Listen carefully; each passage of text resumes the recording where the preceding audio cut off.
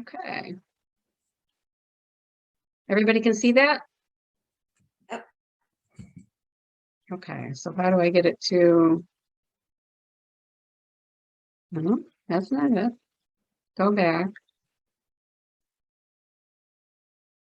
All right, there we go. Okay. So our mission to provide education, resources, and support to families and individuals impacted by addiction. We've been a chapter since 2017. It's a dynamic group of people who really care about addiction and recovery and the families that are affected by addiction. I think all of us on the board have been touched in one way or another by the disease and the scourge of addiction. We hold the things that all chapters do for FAN, that we hold monthly public forums. Ours is the first Monday of every month at 6:30. We have been meeting by Zoom the last few months.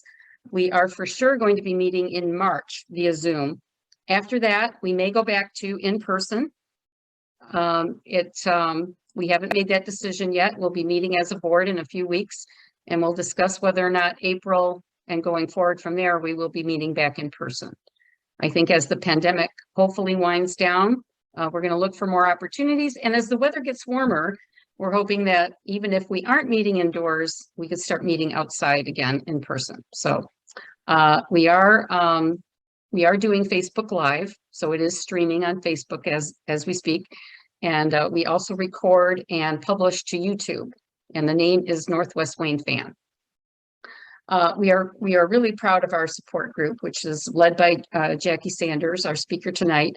The Stronger Together Family and Friends Support Group is just a model for family support throughout the state. And we're really privileged to have Jackie be one of our own, started off in this chapter.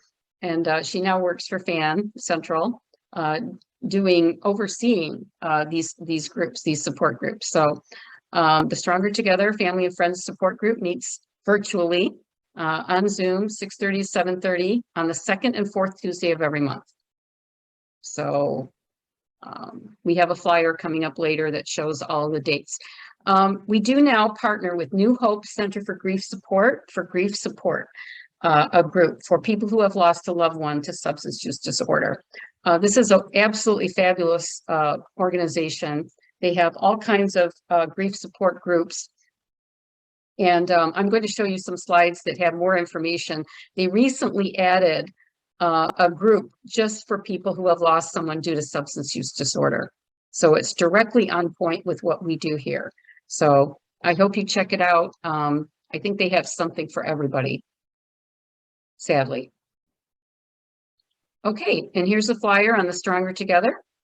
If anybody wants us to send it to them, you can put your email in the chat, and I'd be glad to send a PDF version of this.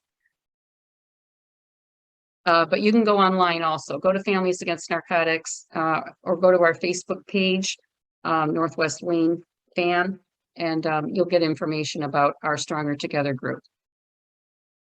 Okay, here's just a short intro to New Hope Grief Support. This is their new group, Lost Due to Substance Abuse, the second Wednesday of each month. So they do it once a month. It's at the New Hope office in Northville. And there is, I don't know if you can see it, the phone number at the bottom, griefhelp@newhopecenter.net. If anybody needs more information, wants me to send this to them, please put your email in the chat and indicate that you would like to have this emailed to you. There are all kinds of programs. These are just a list of their peer support groups. Loss due to suicide, support for all losses, Parents of Hope, Fresh Start, Pandemic Group, people who have lost people due to the pandemic. They have also groups for teens and the Family Fridays. I tried to fit this better onto the page, but I guess I cut off part of it. I apologize. Again, if you need more information about this, please let me know, and we will send it to you.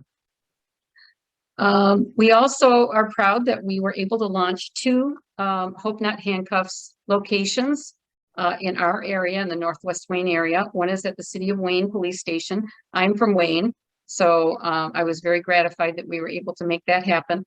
And Jackie, I understand you also were from Wayne. You went to Wayne Memorial High. I did. Go Zebras, right? How about that? I'll have to talk more with you about that. You probably went to school with my sisters-in-law. Maybe. And as we are always looking for angels. We need angels to help our Hope Not Handcuffs program. The angels are people that help people get into treatment. Hope Not Handcuffs is when somebody that is suffering from the disease of addiction shows up at the police station and says, I want help.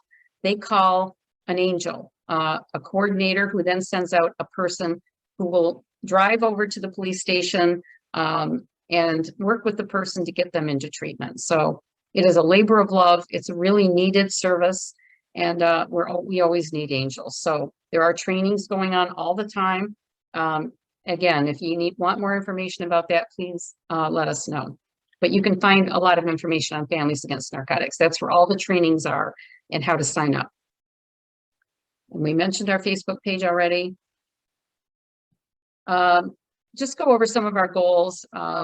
We are really proud of our monthly forums. We try to get the best speakers on the best topics that are relevant to all of you, people struggling with the disease of addiction and their families and loved ones. And we are looking for your feedback. We're always looking for good topics that you need and would want to learn more about. So please feel free to let us know. You can put it in the chat if you have an idea for a forum. We're still working on the rest of the year, actually. So we would welcome any suggestions you have. We want to expand Hope Not Handcuffs to more than 2 police stations in the area and recruit more angels. We started a scholarship program for people going into recovery housing from rehab. And we did that as a result of the pandemic back in March of 2020. We'd like to continue that and expand it if possible. What it does is it provides, I think the first one is like 2 weeks of the fees that normally a person would have to pay to the recovery home. And a lot of people are coming out, they don't have jobs, they don't have resources. And so this is something needed for their recovery. And it helps to get people on their feet. So it's a really important program. We also are interested in starting a comeback program with a quick response team. What this is when this is a program offered by FAN, not yet in our chapter, but in other areas, where when somebody overdoses and goes to a hospital, they're released and they come home. The comeback quick response team goes to their home with a police officer and a medical personnel and a peer recovery coach. And try to get them to utilize some services that we have through FAN of a peer recovery coach, family recovery coaching, and to hopefully try to get them agree to go into rehab. So it's a really great program, and you're getting people where they're needed. You're getting the resources where they're needed after they get out of the hospital. Unfortunately, hospitals don't have the resources, the personnel to try to place people in substance use disorder treatment facilities. So that's the purpose of our comeback quick response team program. And finally, we'd like to start a harmless program, and that's a harm reduction. The idea of that is safe injection sites, fentanyl strips so that you can test your drugs to make sure there's no fentanyl in them.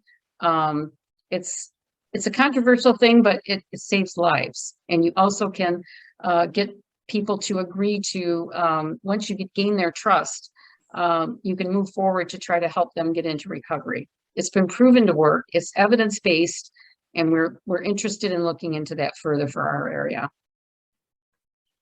Our speakers today, Jackie is going to be heading up the discussion, and she is a very practiced and expert in this particular topic. She is a wife and mother of 2 sons. She was a school teacher before she started doing this for FAN. When her own son developed a substance use disorder 15 years ago, she started a support group for other mothers in similar circumstances. And more recently, she designed similar family support groups called Stronger Together groups for the FAN organization that now meets across the state. Her program is hugely successful and is a model, as I said, for the entire state. She's been active with this chapter. We're so proud of that. And is currently employed by FAN organization as coordinator of family recovery services. So we're really happy to have Jackie be our speaker today, and we're grateful for her support and her leading the Stronger Together groups.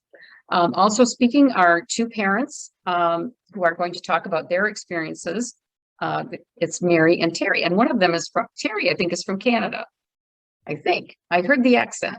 I lived in Toronto when I was a kid, so I always can spot that little bit of Canadian accent. So we're very happy to have them, and thank you so much for doing this today. Our next forum, so you know, is Monday, March 7th, and we have Bill Castro, who is the Isdc coordinator for the Federal High Intensity Drug Trafficking Area. So this is a really interesting organization. It is federally funded through the executive branch, which is kind of interesting, but they work with the FBI, the DEA, local police stations. It's really, they have all kinds of data on the drugs that are circulating currently, what to watch for if you're a parent, overdose, where overdoses are occurring. They have all of that information. And we also are going to have Lieutenant Bialy from the Canton Police Department speak for a few moments as well about what's going on in Canton. We may also get a few other officers from local police departments just to speak for a few moments about what they're experiencing in their communities. So that should be a really interesting, I think it'll be a really interesting forum. So please come and attend. Okay, remember, we are always here for you. There is always somebody that's willing to help. If you are having trouble, please reach out. We will help you. You can send us an email, send a message to our Facebook page. We are here for you. So that is my presentation. So I'm going to turn it over to Jackie. I already gave her somewhat of an introduction. I'm going to stop sharing my screen now. And Jackie Sanders. Okay, well, good evening. Although I am now employed by the statewide FAN organization, I certainly consider this my home base. I have learned so much by attending these forums, and I have really benefited from the support of all of these people here. So thank you so much. A couple of weeks ago, my husband and I decided to take a break from this cold Michigan winter here, and we headed to Georgia for a quick trip. Now, we don't often travel, so flying into and then out of that Atlanta airport, which is supposed to be the busiest airport in the United States, was a bit overwhelming for us. The first thing that we discovered is that now you have to print out your own baggage tags. And so we found that machine and we managed to scan our boarding passes and print them out. And then unfortunately, we promptly adhered those sticky tags to our carry-on luggage instead of to our checked bags.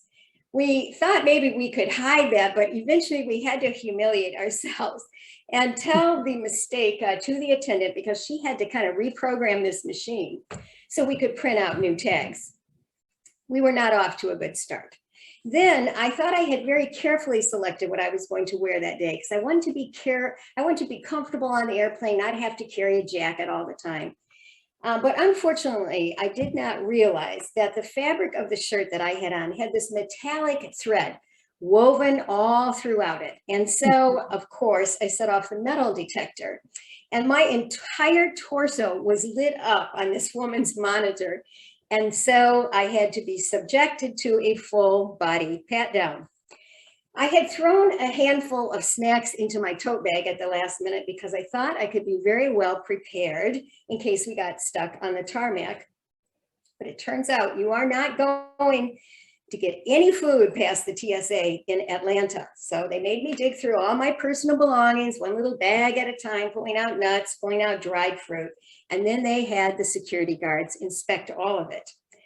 We were confused as we began walking through this huge terminal until we realized that these overhead signs that we thought were telling us to veer off to the right were actually telling us to take the up escalator. We found the baggage claim area at one point, but we could not figure out how to get inside of it.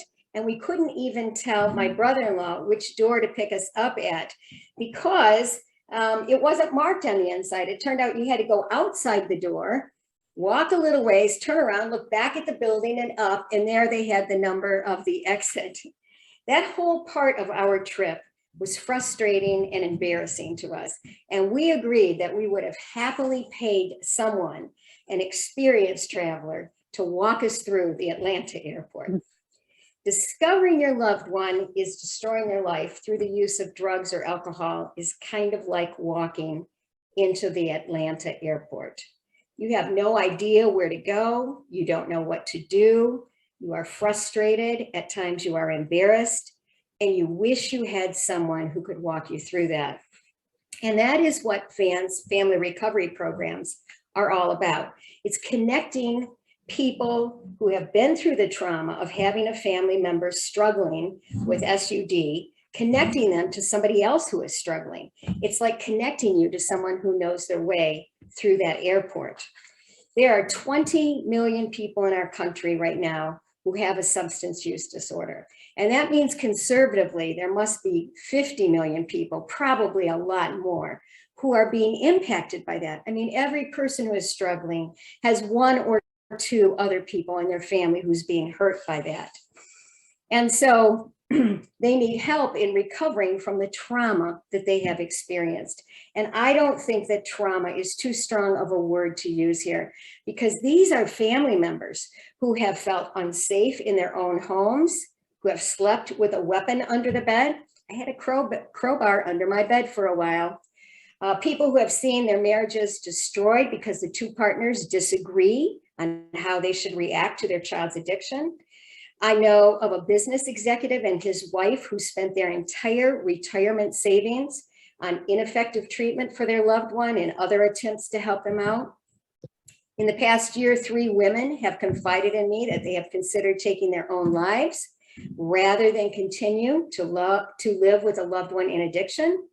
I know families who have literally found their loved ones unresponsive and have saved their life by administering Narcan to reverse an overdose. Can you imagine having that image burnt into your mind? So there's this tremendous need to provide family members with support in recovering from the experience, and then learning healthy ways to respond to substance use disorder moving forward. And that's what we refer to as family recovery. It is a separate issue from the recovery of their loved one. And I believe it is an end in and of itself. When family members can get healthy and strong, sometimes they can have that positive influence on their loved one. And think how wonderful it would be if one day that loved one calls on the phone and says, you know what, I can't go on like this. I want to get help. And that family member has already educated themselves about addiction and they know how to be a positive support. But it's also possible that that loved one may struggle for years. Sadly, they might struggle their whole life. But regardless, the family members separate from that can return a sense of normalcy to their own lives. Our own son has struggled on and off for 15 years, and our lives are always going to be tinged with sadness because of his addiction. But our lives are not centered around him, and our happiness does not depend on the choices that he is making. The FAN organization has 2 programs that support family recovery, this concept of supporting the family. We have a family coaching program that connects a family being addicted, being impacted by the addiction of their loved one, with someone who has gone through a similar experience. And that program offers families 12 sessions, one-on-one coaching, no cost. It's covered by a government grant. It's just like having somebody walk alongside you through the Atlanta airport. And then we also have family recovery support groups, as we've mentioned, called Stronger Together. Our chapter has a group. In fact, we were the first chapter to have one. And those groups offer families a step-by-step recovery plan, and then just an opportunity to sit and talk with other families going through the same thing. So that's kind of like having an entire tour group who knows how to find their way through the airport. Some of those groups meet face-to-face, but we also have groups that meet online. If you want any information about those groups or any of the things I shared tonight, if you just throw your email into the chat, I will make sure you get all of those. Well, I have brought along 2 friends tonight with me who I greatly admire because they have worked their way through this whole family recovery process. These women are honest, they are open, and you will see they are absolutely inspirational. So we're going to give them a chance to introduce themselves. We'll start with Mary. Mary, you're on mute, so make sure you turn that off and give us a little bit of background. Okay. So hi, my name is Mary, as Jackie just said. My son, Michael, who is 44 years old right now, he has spent more than half of his life in addiction. He started drinking alcohol around the age of 15, could have been 14 and we didn't know it. And then over the next few years, he started experimenting with marijuana and other substances like LSD and Lord knows what else at that point. By the time he was 30 years old, though, he was using crack cocaine and hooked on heroin. It wasn't long after that heroin became his main drug of choice. So over the years, Michael entered many, many rehabs, more than I can count, but never stayed clean more than about 5 months, except for when he was incarcerated, right? So he was also homeless much of that time. He has been steadily employed as a roofing contractor for the last couple of years now. He has had some relapses during that 2 years, but now he's been clean for 7 months. So I'm very excited about that, but yeah, I'm cautiously optimistic. And he tells me, though, being off the substance is the happiest he's been in a long, long time. So. How about you, Terry? You're on mute there, so. Hi, everybody. My name's Terry Valancourt, and I'm actually from Canada. I have a similar experience as Mary. I also have one son. He's my only son. He's 40 years old. And he too has spent over half his life battling addictions and mental health. I found that I got really, really sick in the last 10 years, enabling my son. And it took such a toll on me that I had to finally search out support groups on my own to figure out how I could help myself because I was really getting sick. By the grace of God, I came across this fan group, you know, just by Googling and research things. And so that's how I came across FAN and Families Against Narcotics. And I really liked what they offered. And I ended up joining the Stronger Together group. And it helps me gain knowledge and support with like-minded people who are experiencing similar situations. And I think for this group particularly, my biggest benefit is I was seeking out confidentiality. And that's why I was looking outside of my local area, my local community. I didn't care if it was in Ontario or Eastern Canada or United States. And I was just happy to find this group that it was definitely something that was able to honor my confidentiality because it was outside of, you know, Canada. So like Mary, my son too has had very little time. He's only had 1 year out of probably 23 that he was abstinent of alcohol and drugs because he was in a treatment program. So out of these 22, 23, 24 years, he has had only 12 legitimate months clean. And he is presently in very active addictions. And that's my story. Well, thank you, ladies. And we're going to be hearing back with them all throughout our talk tonight. So tonight, the three of us are going to tackle one of the most challenging aspects of family recovery, the dreaded E word, enabling. I often avoid using that word because I think it has really taken on a negative connotation. It is often used in a way that I think implies that family members are to blame for their loved one's substance use disorder. I'm sure you've heard people say, maybe even to you, if you would just stop enabling him, he would get better. I think that places responsibility for the loved one's addiction and their recovery on the family member, and that is not where it belongs. So let me start out by saying that you are not responsible for your loved one's addiction or for their recovery. Your loved one must ultimately accept responsibility for their own life. But there is a part that you can play in all of that. Your role is to encourage and support them in a way that is healthy for them and is healthy for you as well. Unfortunately, sometimes we do just the opposite of that. Our actions don't encourage them to change. And in the process, as Terry has already suggested, you can literally destroy your own life. So tonight we're going to talk about enabling, what it is, why we do it, and how we can stop.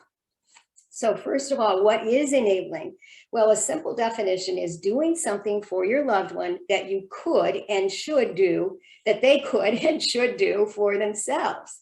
It's doing things that make them comfortable to stay in their addiction. It's like keeping them warm and cozy on a cold winter's night. You know how you get all settled in on the couch, you pull that blanket all up around you, you settle in, you have a cup of hot cocoa, and then you discover you can't reach the remote control, right? So if you're like me, you talk your husband into getting up and getting it for you. It's the same way with our loved ones, right? They're all settled in and comfortable. And when they're that way, they are not going to be anxious to get up and get treatment. As long as you are providing the hot cocoa and the warm blanket, they might not even think about treatment. Out of the best of your intentions, usually truly out of love, you are keeping them comfortable right where they are. Sometimes family members will enable in small ways, like buying their loved one groceries, or maybe putting their gas in their car every week. Sometimes it's bigger things like bailing them out of jail or hiring them a lawyer, or maybe paying their rent every month. And sometimes families actually become what I would say is complicit in the addiction by driving their loved one to get drugs. Or if you have read the Detroit Free Press article a couple of weeks ago on Sunday, that mom was actually paying for her son's drugs. So it can look differently in different situations. And Mary, can you share with us a little bit what enabling looked like for you and your son? Oh, you're on mute, Mary. It's okay. It's all right. Okay, so I'll start out by saying my son Michael is a very, very smooth talker and master manipulator. And I think that's pretty common amongst many of our addict loved ones. He could lie with a straight face any time of day, and I would totally believe him. I mean, as a mom, I wanted to believe he was telling me the truth. So how we enabled him, well, me mostly, not my husband so much. Since losing his driver's license in 2004, I more or less became his taxi cab to medical appointments, the emergency room, court hearings, and so much more than that. He was always losing things in his addiction. He would lose things like his cell phone, he'd lose clothes, jackets in the middle of winter, for which, of course, we always replaced them. I would run out and get him. I mean, I'm a mom, all right? What mother would be okay with letting her son or daughter be outside without a jacket in the middle of winter? So I was always having a hard time saying no. But we certainly had to keep him with a cell phone too, because that's how he would get work. If he didn't have a cell phone, well, Mom, I need it. How am I supposed to get in touch with my boss? So it was like, oh yeah, that makes sense. Everything made sense. He would explain it so well and manipulate, as I said. We often gave him a place to stay when he was really, really hard up. And we'd give him another chance, and then we'd write out this big list of rules. And the problem was we never, ever held him accountable to what we agreed on with a written agreement that we made him sign. But we didn't make him do it. We gave him money, which he promised to pay back, and he never did. We also, unfortunately, took a very large sum of money from our home equity line, and for him to go to a 1-year live-in rehab program. which needed to be paid upfront. Well, he left after 6 weeks, and we did not get a dime back, nothing. So we were getting pretty close to being disgusted at that point, but I'll leave it right there for now. Thanks, Mary. How about you, Terry? How did this look in your home? Well, again, I can still relate to Mary. My son, like hers, was a master manipulator, is a master manipulator. If his lips are moving, he is lying. And the one thing my husband always shared was my son should get a job at Hallmark, creating Hallmark cards, because he is so creative in coming up with things that you will believe. I mean, he's very good at making you believe and feel. And so, you know, he has a gift. He truly does. But anyways, examples of how I enabled, or we enabled, more so me again, is my husband and I purchased a property, and we thought we'd give our son the benefit of the doubt and allow him to rent the property. Although we knew he was in his addictions, we, you know, thought maybe this would give him some hope and stuff like that. So we let him rent the apartment in good faith. And then my son would end up calling me very often and say that he didn't have the money for rent. And he would use me as a way to get rent money. And I didn't want to disappoint my husband, saying, you know, he's a failure, he didn't succeed. So I would be the buffer, and I would end up supplementing the rent, giving it to my son to pay my husband. So it was like feeding through my household to my son and back to my household. It was sick. We also had to remove him from that rental property as a result, because his addictions ended up, he lost his job. And so we had to remove him from the household. And then he ended up getting a different place, and after treatment, a different situation. And when he tried to restore his life after that treatment, it was the same thing. Mom, I don't have enough money for rent. I'm trying. You just got to give me some money to help me. We'd pay his bills. I'd pay his cell phone because it was critical to him getting employment. I would pay his gas because he was in Southern Ontario and he needed to drive highway miles.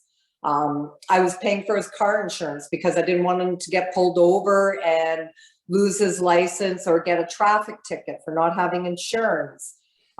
He got into car accidents where he was at fault.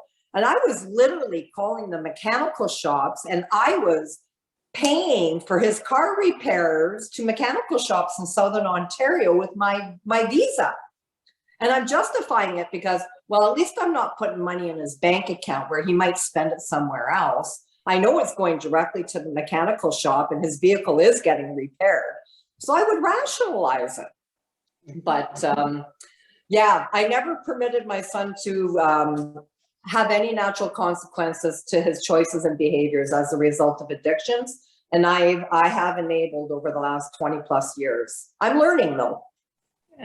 Oh yeah, this is a story of hope, because they haven't told the whole story yet. I know many of you listening right now can absolutely identify. I can't help but chuckle out loud, right? Because we know exactly what she's saying. We know what the next thing is going to be out of her mouth because we have lived it.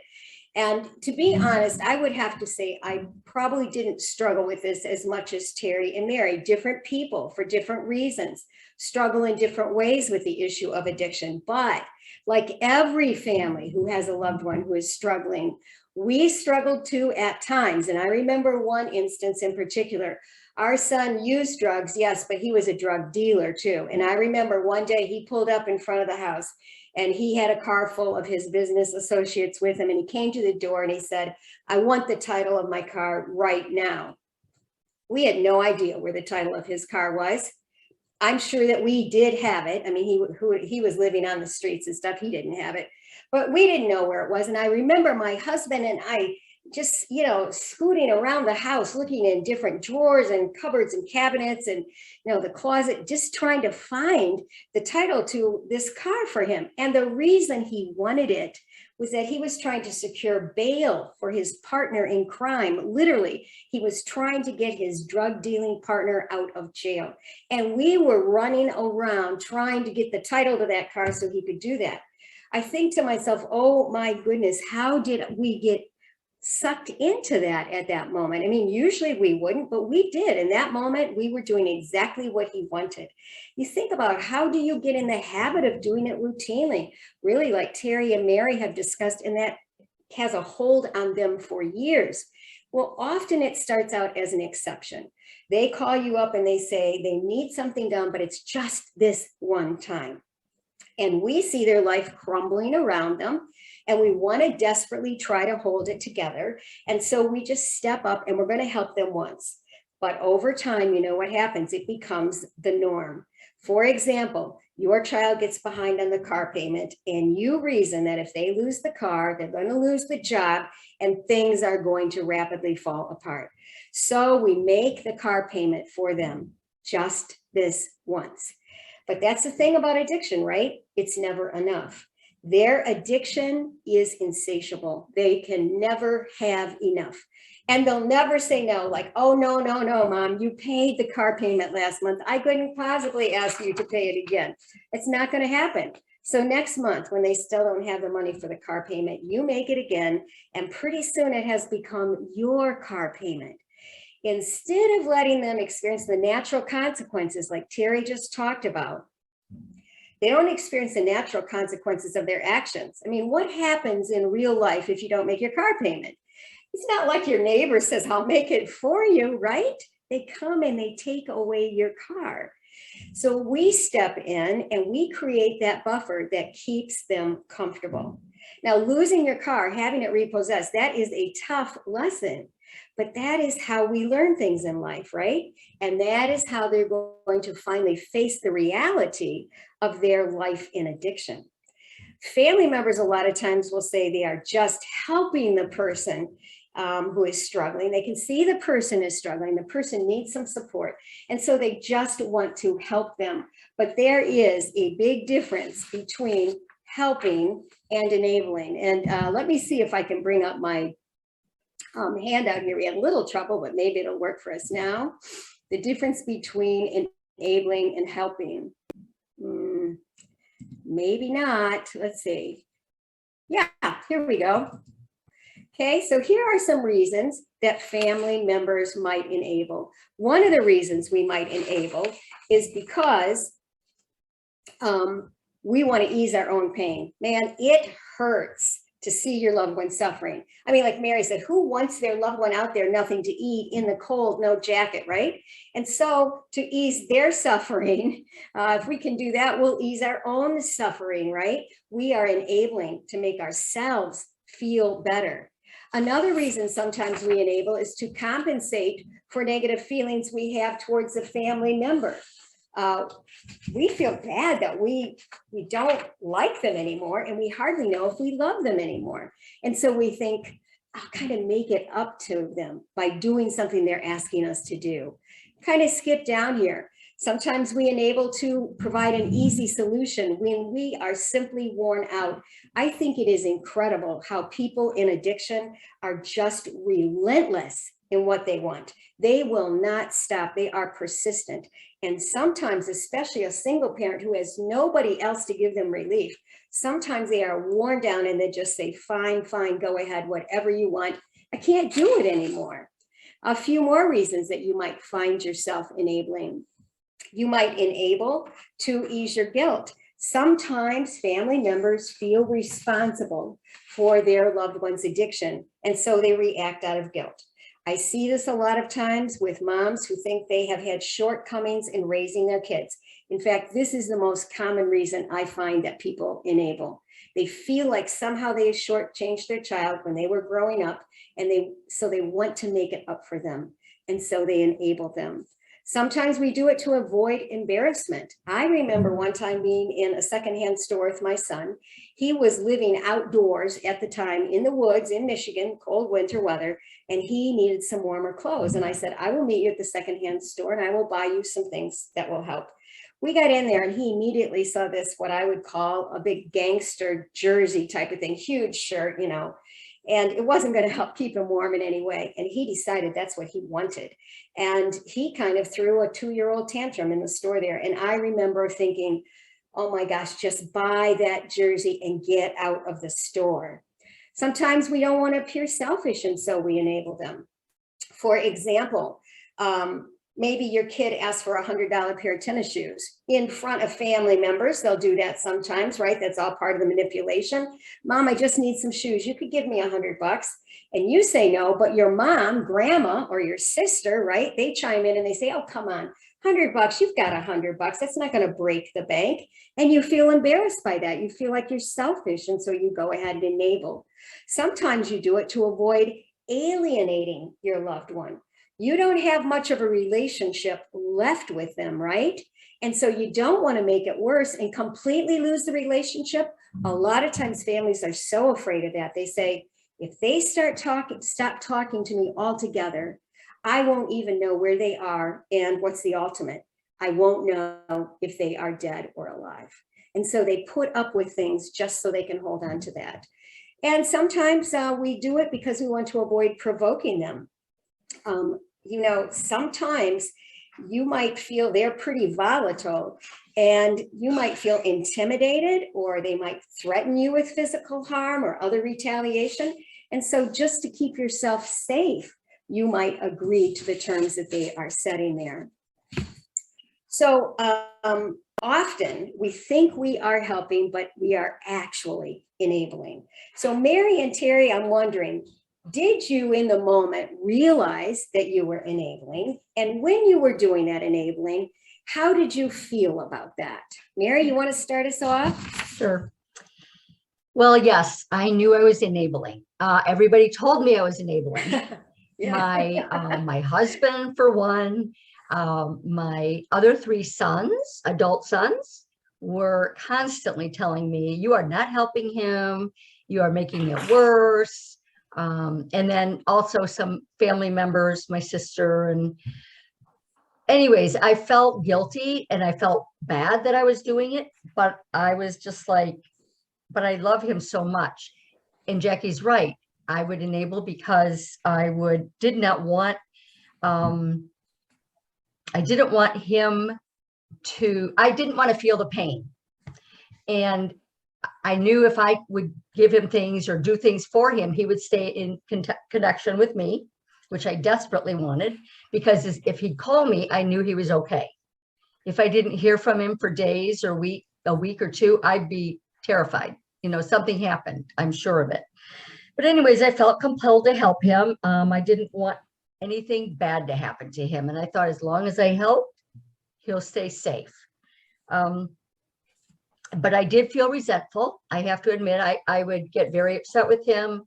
I felt like I was being used, and I was. But the worst thing, well, it was all bad. But my husband and I did not agree on anything. So the tension in our home was thick. You could cut it with a knife. A lot of terrible tension between my husband and myself. So. How about you, Terry? I think I'm Mary's clone. I think we are one of the same 2 people. I absolutely knew I enabled. I didn't like how it made me feel. It starts off so subtly, like you say, it's just this one time. It's just one single favor I need from you, Mom, and I'll pay you back, or I'll get it back to you. But somehow in 20 years, it just became a daily, weekly, monthly, and it became just a lifestyle for me of enabling and fixing and solving problems. And he played on my vulnerabilities a lot. He would always catch me at a very vulnerable state when, like, he would call me at work when he would need a quick answer and I didn't have time to deal with it or address it. He would contact me when my partner wasn't around. So he was able to really press hard on me. He would have me all to himself to wear me down. And let me see here. It just created so much havoc and so much chaos. And it was so deceitful, my relationship. I felt like I was living this completely different life between my spouse and I and my son and I. And I was living with lies. And it was catching up. It was catching up, and it was destroying our relationship. And like Mary said, there was a lot of tension. It was starting to become a stressor that, are we going to get through this relationship because of this ongoing problem? It affected me mentally, physically, emotionally, financially, and it destroyed me. It truly destroyed me as a person, this addiction to my addicted loved one and my constant need to always help him. And I lost myself, and I ended up having to go off work. I was crying every day. I was in a fetal position. I became severely depressed. I had high anxiety, and I was just no longer functioning. And this is what enabling can do in your family and to you. It can make you very sick. All right. Well, thank you, Terry. I sure appreciate how open and honest these women are about this. So you can see that enabling is not working for us. You know what? I see that I've gotten myself a little bit out of order there, and I skipped over the difference between enabling and helping. So let's see if we can just backtrack a minute and look at the difference between enabling and helping.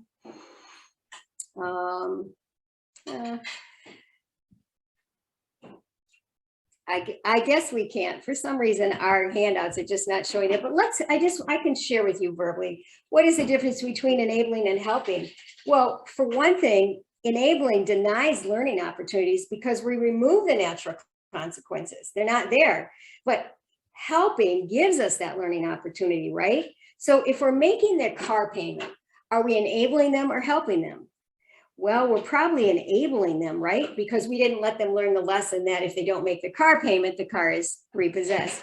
What about supporting the addiction or supporting the person? If we're enabling, we're supporting the addiction. If we're helping, we support the person. Well, let's think about the example of letting them live rent-free in our house. If we do that, we may well be enabling because they can shift their resources from having to pay the rent, right? And shift those resources over to buying their drug of choice. So paying their rent can often be another way that we are enabling them. And when we enable, we place additional responsibility on us. When we help, we put the responsibility on them. So let's think about driving them to work every day. We agree, we'll drive you every day because we want them to keep that job, right? Well, that puts more work on us, right? Now we've taken on the responsibility of transportation. Whereas we should be putting that responsibility on them. Enabling the family member means we do something for them. Helping means we come alongside them. So if we fill out a job application for them, and I'm not kidding, I know parents who do that, right? They fill out the whole job application for their child. That's enabling. But if we want to help them, we could have them sit down with the application. We could be there beside them and give them encouragement, support, ideas. Enabling is rooted in negative emotions, things like guilt, embarrassment, or avoidance.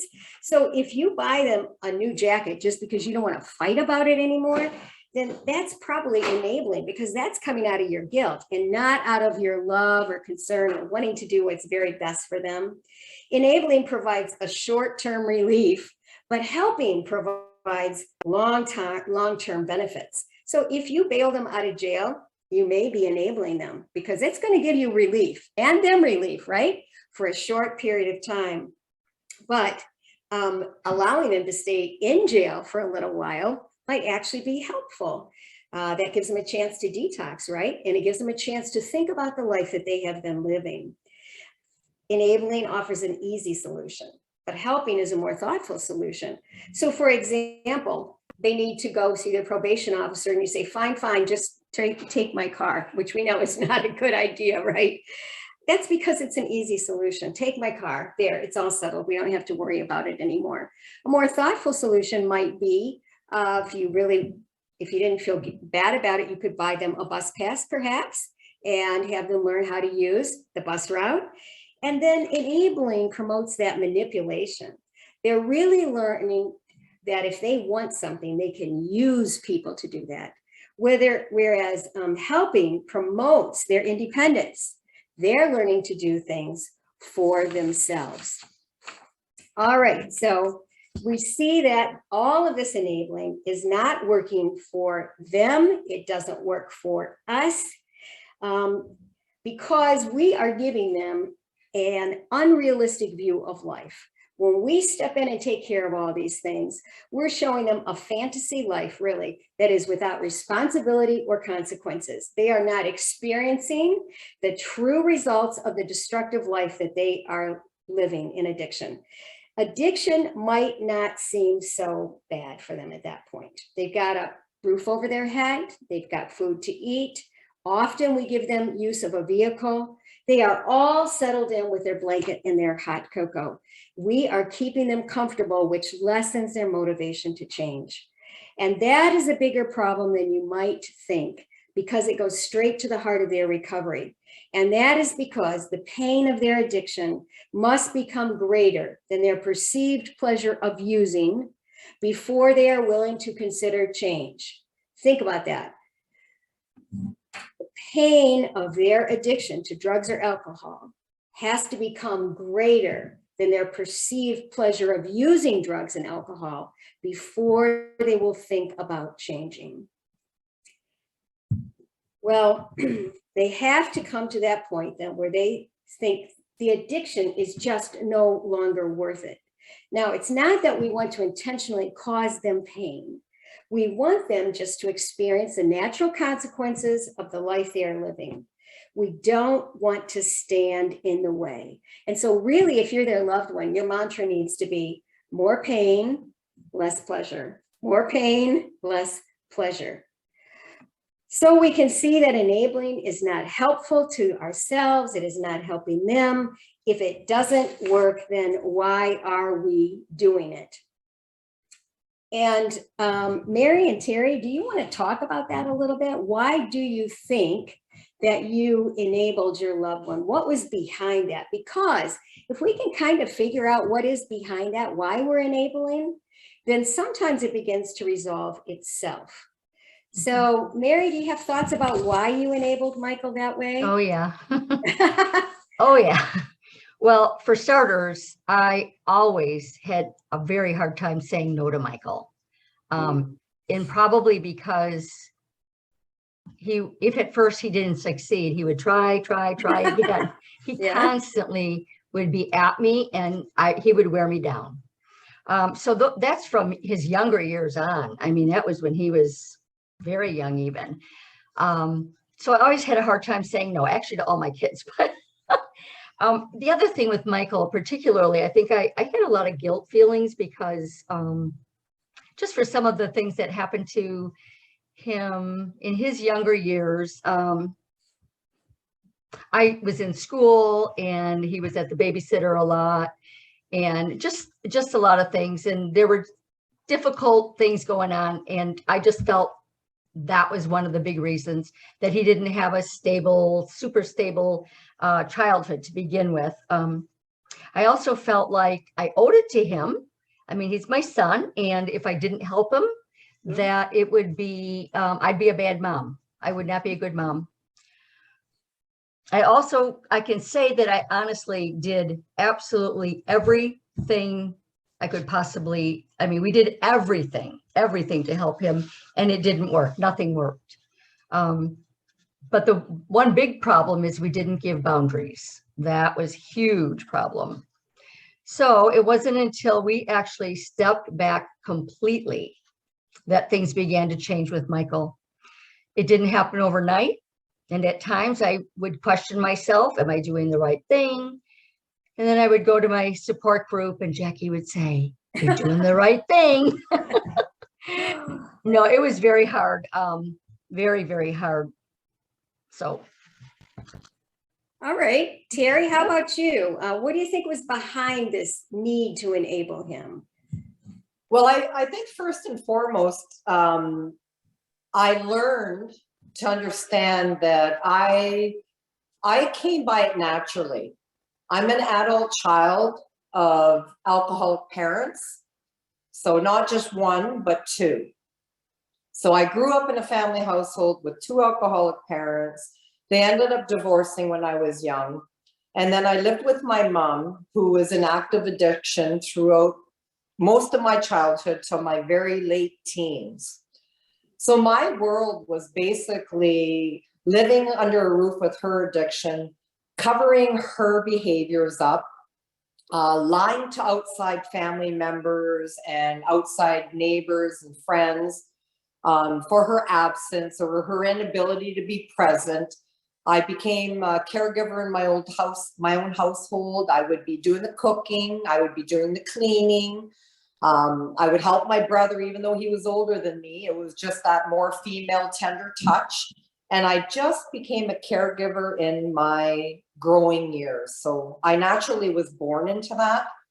The other reason why I enabled is I think just, you think it's going to be this one single time or maybe this last time. You give it the benefit of the doubt because you always have hope.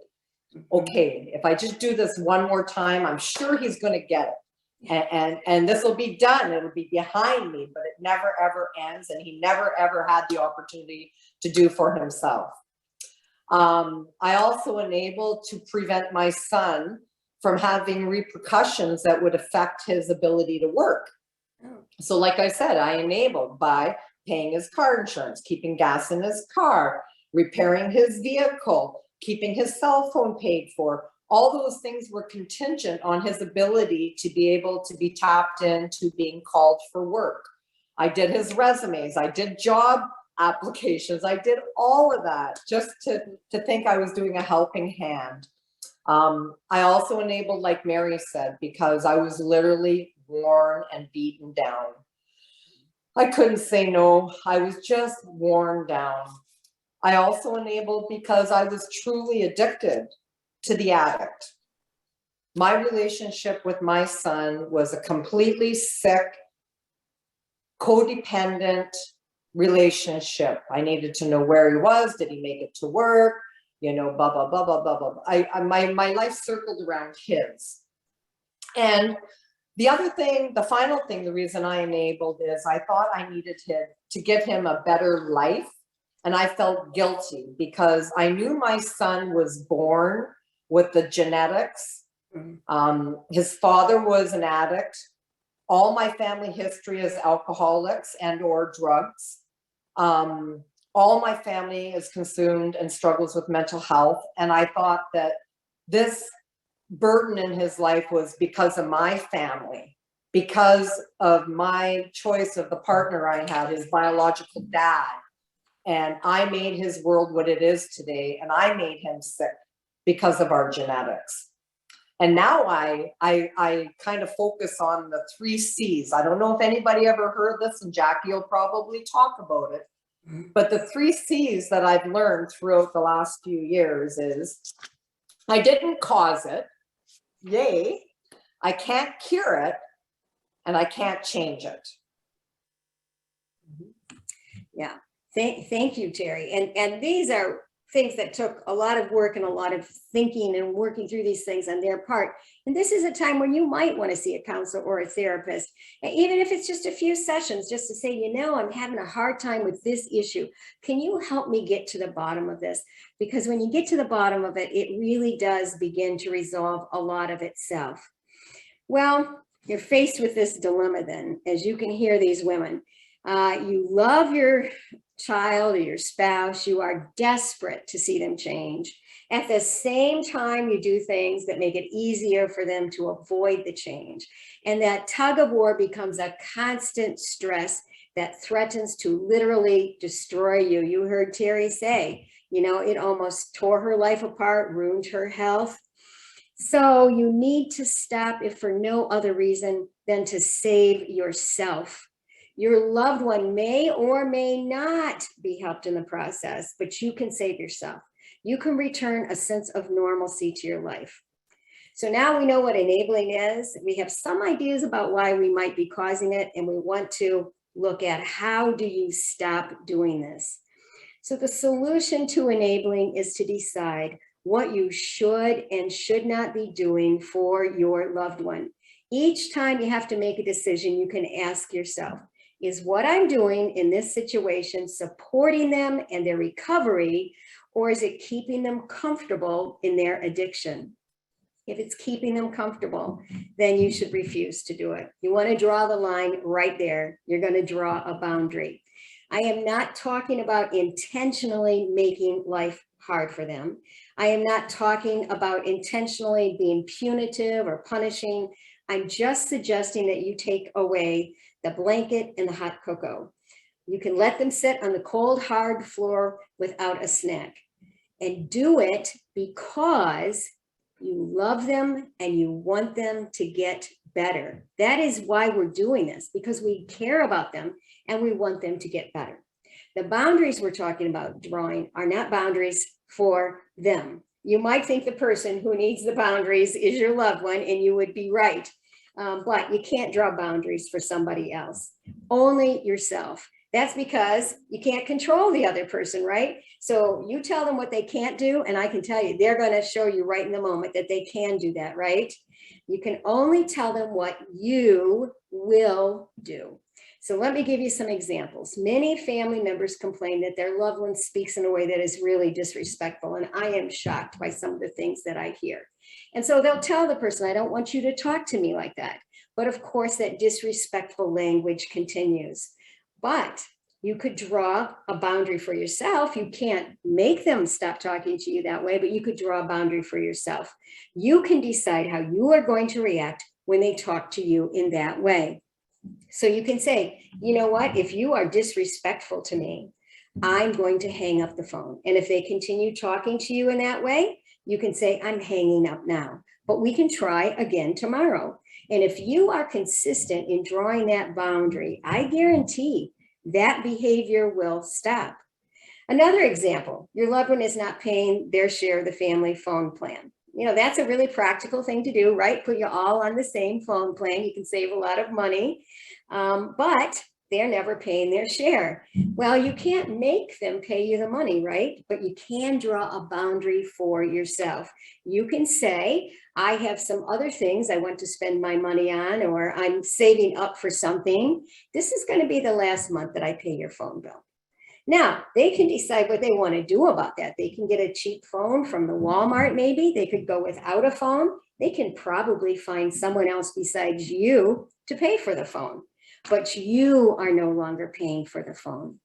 One more example. This is a really common one. Your loved one will not get up in the morning unless you go up there and make repeated attempts to get them out of bed. It's very common. Well, you can't make them get up, but you can say, I have decided to start my day every morning with a cup of coffee, and I'm going to read for half an hour. And so from now on, I'll just let you get yourself up for the morning, right? You're going to allow that, right? Now, they might get up and they might not get up. They might not get up and they might get fired from their job. But that is their decision to make. That's their responsibility to take on, not yours. Well, what are you going to tell them when you start making these changes? Because I'll tell you, they're going to notice. They're going to say something like, you know, why won't you give me $20 to payday? You always used to give me $20 to payday. That's not going to kill you, right? Well, if they ask why you are making those changes, I think you just need to be honest. You say, I thought what I was doing before was helping you, and I see now that I was wrong. I love you, and I want you to get better. Well, as you start drawing these boundaries, you'll see that there are a lot of benefits to doing that. For one, you're going to offer your loved one dignity by drawing those boundaries, because when you jump in every time and take over things for them, they begin to feel that they are not capable of anything. In fact, instead of enabling them, you're kind of unabling them, right? They can't do anything. They may even begin to think that they can't find recovery on their own. Another thing that boundaries will do for you is that it will protect you emotionally.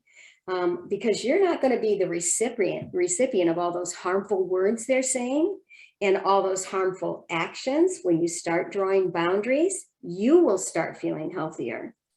It will limit disagreements. We don't have to argue anymore about whether you're going to drive my truck, because you already know the answer is no. Now, if you remain consistent in saying no every time, I guarantee there will be fewer conflicts, because they'll know not to ask you. They'll find some other way to get what they want, perhaps, but they're not going to ask you. It limits your involvement in their life. You're not caught up in the drama all the time.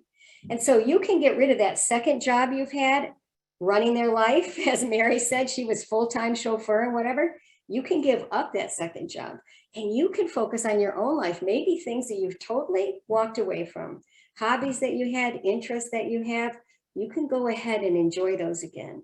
And also, when you set boundaries, it can reduce your guilt and worry. A lot of times we are so anxious about making these decisions. What if I make the wrong one for them? What if that causes them to relapse? Or what if that causes them to overdose? What if that causes them to die? We don't have to worry about that, because they are going to be making their own decisions and living their own life. And whatever the outcome might be, it is because they have made those choices, those decisions themselves. So Mary and Terry, can you tell us a little bit about how drawing boundaries then helped with your own recovery? Not so much with your loved ones, but how did it help with your recovery as a family member when you started doing that? Well, I would say what finally was the point that I knew I had to stop the enabling was when my husband said, well, Mary, you're going to need to choose between Michael and me. Like, he just said, I'm not doing this anymore. So that was like, oh yeah, right. But he seemed to be pretty serious. So with that thought hanging over my head and wonderful support groups that I was part of, one run by Jackie and another one, I was going to the fan meetings. I started to slowly realize with all of this help that I really was doing him no good. I wasn't helping him. I was enabling him. I was making him worse and keeping him from getting recovery at all. So he was headed down a dead-end path. And if he was ever going to recover, I knew that I would have to step out of the way. So, and let go completely, whatever the outcome. When I had talked to I saw a therapist too.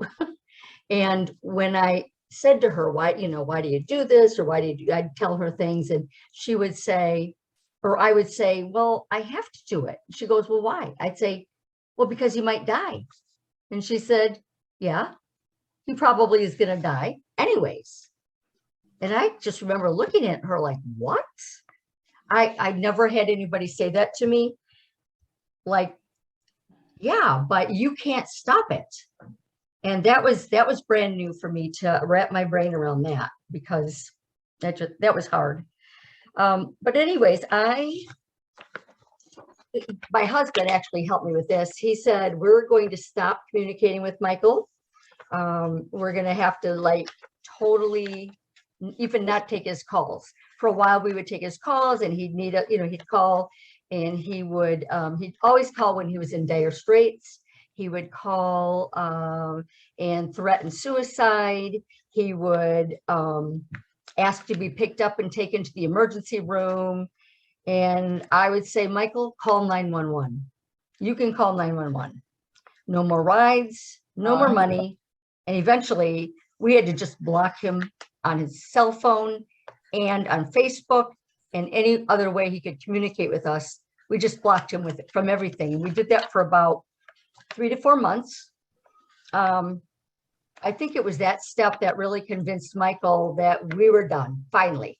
It literally, we were doing this almost 30 years with him. And yeah, it was killing me. It was killing our marriage. It was horrible. So I knew I think he realized he needed to change his ways. I knew that There was a chance I could lose him, but I also knew I couldn't change it. There was nothing that I could do. So as my life was falling apart, literally, I just literally just placed him in God's hands, so that I could move forward in my life and in my marriage. And I can tell you now, Michael, he's been clean 7 months right now, which is the longest he's gone in a long, long time, other than when he was incarcerated. And I don't know what the future holds for him, but I'm thankful he's doing well at this time. And I can honestly say I'm literally taking it one day at a time. Thank you, Mary. You know, and I think that can be a turning point for parents or spouses if they come to the point where they can accept the possible loss of their loved one. I heard one of our group facilitators recently say the person said, yes, but he might die. And she said, yes, he might. Maybe sit with that idea for a little while and just come to terms with that is true. It could happen. We talk about that as anticipatory grief. It might happen, but regardless of what Mary was doing, that could still be the outcome. Thank you, Mary. Terry, how about you? How has accepting this and stopping the enabling, how has it helped you in your recovery? Well, for me, setting boundaries all came through all the various support techniques that I've used. So individual therapy, group therapy, the Zoom FAN, Stronger Together support groups, Al-Anon. I also went to a 2-week inpatient facility for a family codependency program. And this is specifically to help those who love somebody with addiction. So it was to help me. It was to teach me the tools necessary to help me to stop enabling my loved one and find a way to focus on my life and get, a happier, better life, not dependent on what my son's choices were. And it was very helpful. It was so helpful, I didn't want to leave because I felt like I was wrapped in a blanket with a warm cup of cocoa and protected in a bubble where nobody could call me, nobody could wear me down, nobody could call me in crisis, but I had to come back out to the real world. But the real world was like an addict. Now, what am I going to do? Am I going to use these tools? Am I going to do some aftercare? Am I going to learn what I've used in my daily life? And I find with me using these resources like the Stronger Together support group have been the tool to help me to maintain a better life and set boundaries with my loved one. I now have the strength, I have the knowledge, I have the support. I want to share with you, a couple weeks ago, I actually had a relapse in my own personal recovery. And that's not with addictions, but the recovery of loving somebody with addiction. So I had a setback, and my son gave up his apartment and he started kind of living with a girl with family and doing a little couch surfing. But when the things got tough and when he had a bad hangover, he wanted to come out here for a soft place to land. He didn't want to have to listen to kids running around in the living room and, all this stuff. So he was coming to my place and kind of subtly coming here, either in complete addictions where he was high and drunk, or he was coming here after the high and the drunk, and he was trying to get through a hangover. The bottom line, he was horizontal on my couch. And it was back to living with like the alcoholic. I was tiptoeing around the house. He'd sleep all day. I couldn't ask him to get up and help do something. He was volatile. He was angry. He was moody. He was all of the above. And most importantly, he was in our space and I'm walking on eggshells in our home. I knew he was very sick, but I threw out little requests to my support people in my fan support group. And I asked them for feedback, and I gave them very detailed scenarios of what I was living in those days, the last couple of weeks. And I got all this feedback. I says, give me the good, bad, the ugly, the devil's advocate. I want it all. give me like you're living this life.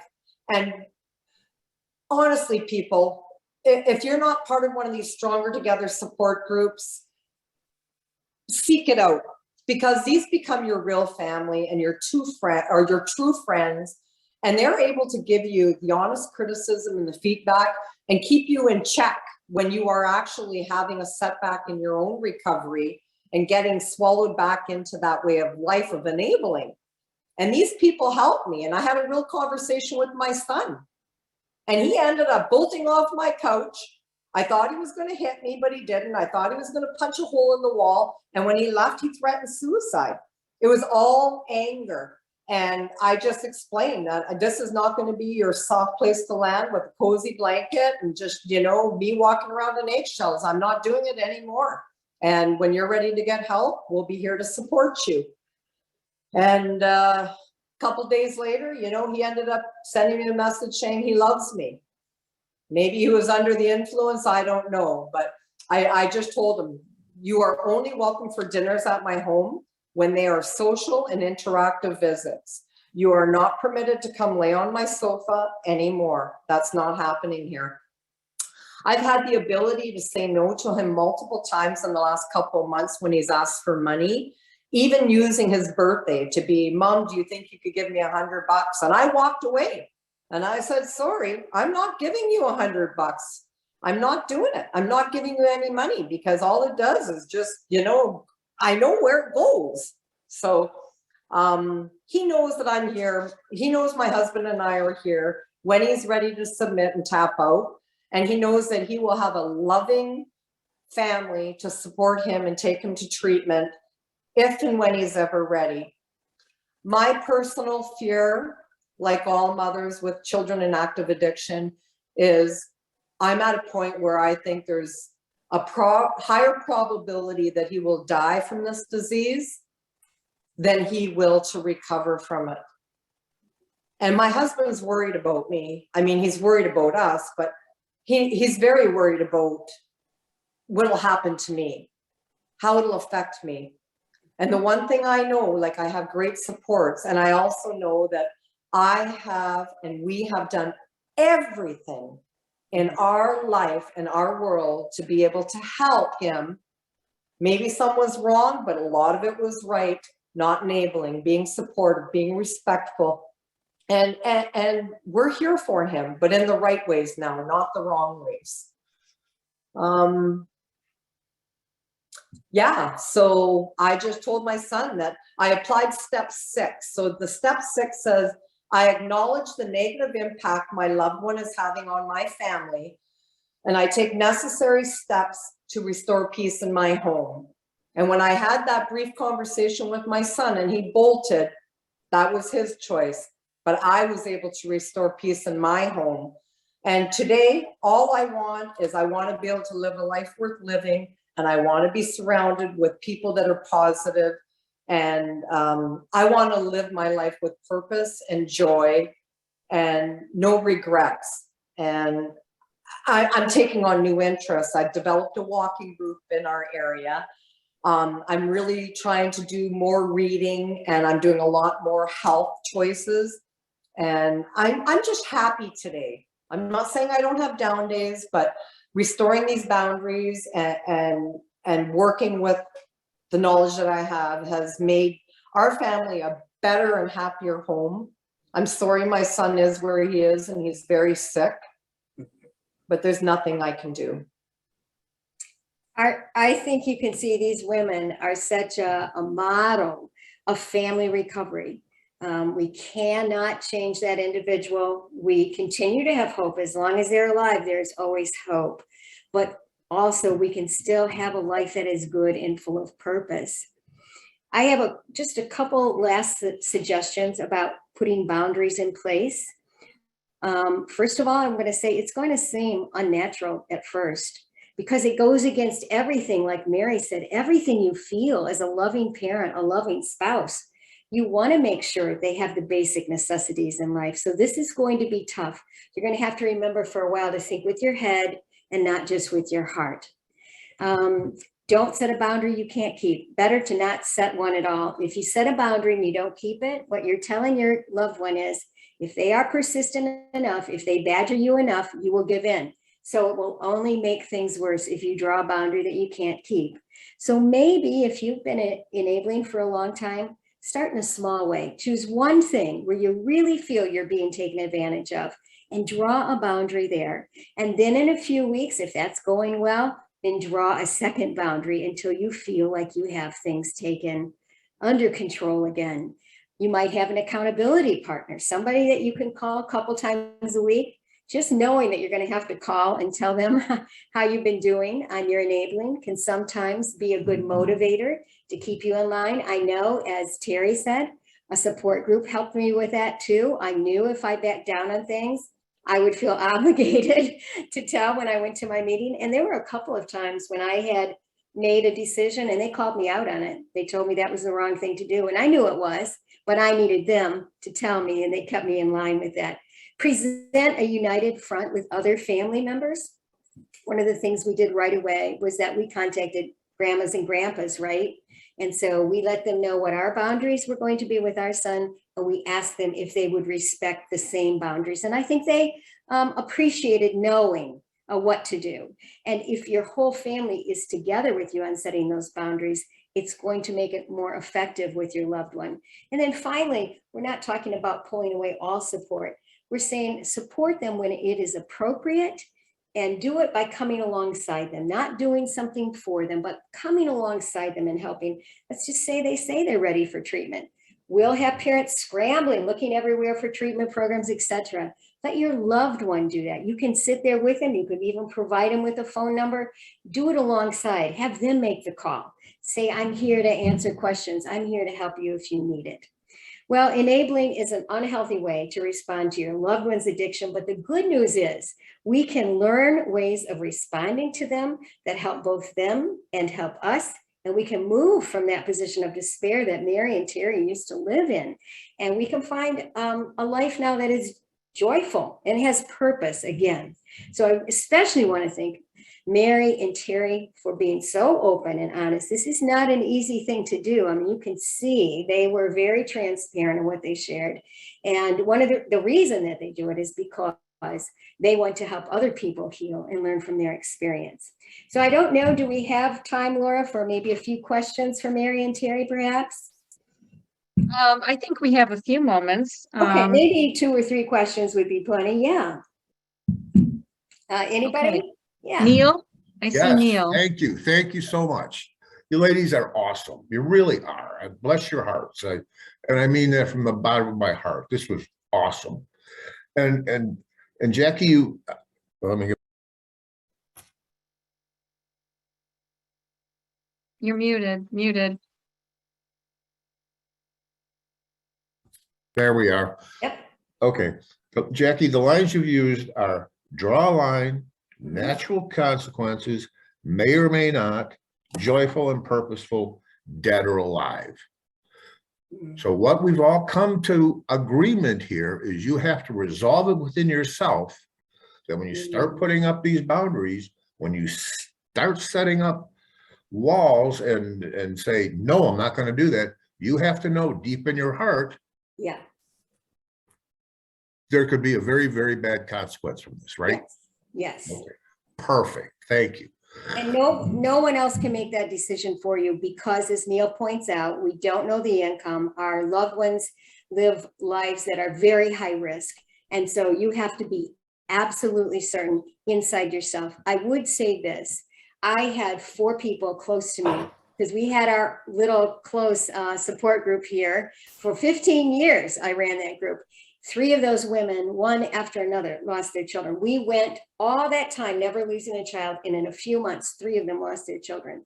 I would say this, I have observed that I think they were able to deal with their grief better because they had worked through some support up to that point. They had talked about grief. They had talked about guilt. They had worked to forgive their loved one. They had loved their loved one unconditionally. We didn't talk about all the steps in the recovery plan that we follow, but I am certain that having worked through some of that ahead of time, even help them in their grief. So. And I got one more question for Judge Mack. Judge Mack, the city of Seattle has decriminalized all narcotics. The city of Seattle is a mess. I do not think that's the right thing to do. We have legalized marijuana here in the state of Michigan. They're going to legalize psychedelic mushrooms shortly. That's going to happen. And yet we're going to allow these people to come and use drugs in a safe place. And you said, you know, we may save some lives. I get that. We may save some lives. But throughout this conversation, we were talking about dealing with the fact that we're going to lose some lives.